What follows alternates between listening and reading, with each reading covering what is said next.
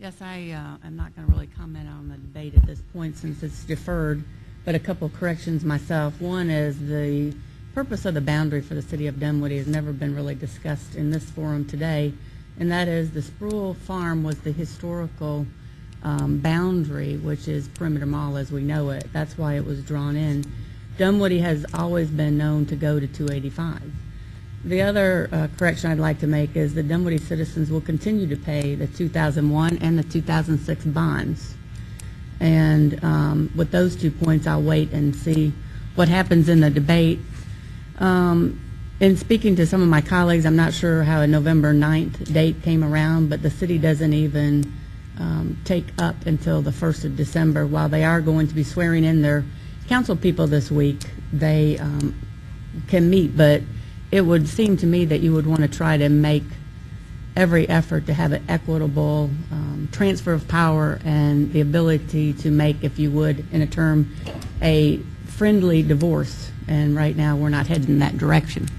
So I will continue to talk with my colleagues about this and see if we can come up with a reasonable solution.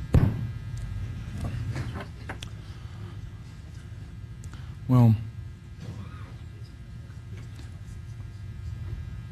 I wish, in all due respect to Commissioner Boyer, I wish this conversation would have started taking place a long time ago at the beginning of this. I do want to say and reemphasize, because it's not north versus south, to the young man who said that earlier. There are parts of North DeKalb that's still unincorporated. Decatur, Druid Hills, Brookhaven, those areas are not in the new proposed city. And those folks' taxes are going to go up as well. I just hope we can get through this and keep as calm as possible. But I don't think it's a constitutional right. I disagree with some others who made the comment that it's a constitutional right. Not when it's unconstitutional. It's not a constitutional right. And what was done, in my opinion, was unconstitutional. And I hope the Commission does, in its wisdom, move forth on litigation to protect those homeowners that are having now to bear the brunt of creating a City of Dunwoody. And not because Dunwoody hasn't received good services, not because Dunwoody hadn't received money in infrastructure. As a matter of fact, Perimeter CID, under my administration, getting over $1 million a year. The Dunwoody Park, that Brookhaven Park, I'm sorry, the Brook Run Park, when we came to office, it was just an empty place, dilapidated buildings. We turned it into a premier park.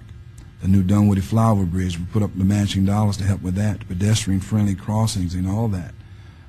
All this board invested in that, and I can tell you more people go to Dunwoody to work and shop outside of Dunwoody than the people who live there.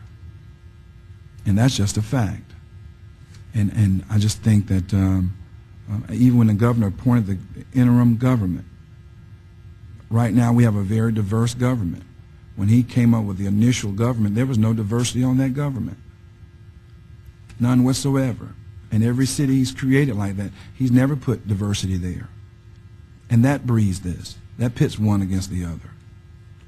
And when the new city of Dunwoody is created, is there going to be any diversity?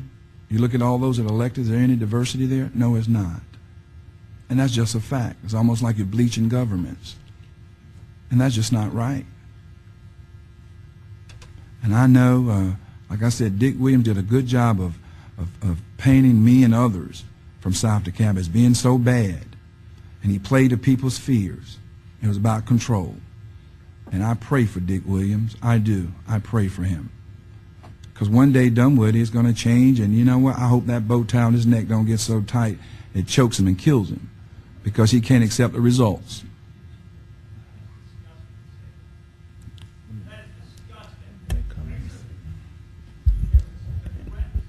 Sir, if you want to talk, you have a right to come down and talk. You had a right, and you didn't exercise your right. I have the floor, so with all due respect, because I don't want to have you removed from being disorderly, I ask that you refrain from your comments.